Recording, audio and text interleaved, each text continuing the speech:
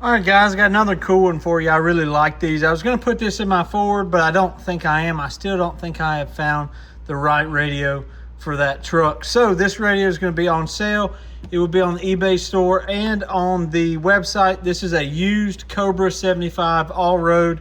This is waterproof, IP66 rating. I do not have the little tab. Like, this tab goes in like this, but I do not have the little circle tab for the remote head Bluetooth, the actual transmit unit. I only have the connection like this.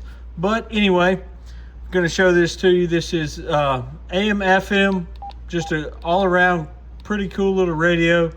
I really like these things. I've done several videos on them in the past. You can see that it's connected with the link. It's on DX. I'll probably end up factory resetting this before I ship it. But let's look at it on the meter back there.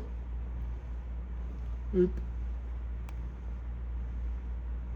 Dead key's 3 watts. Nothing can be done to these, so this is straight from the factory.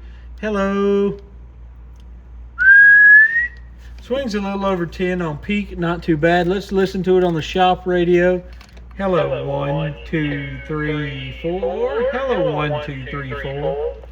You're going to get a little bit of a delay from the Bluetooth. Hello, 1, 2, 3, 4.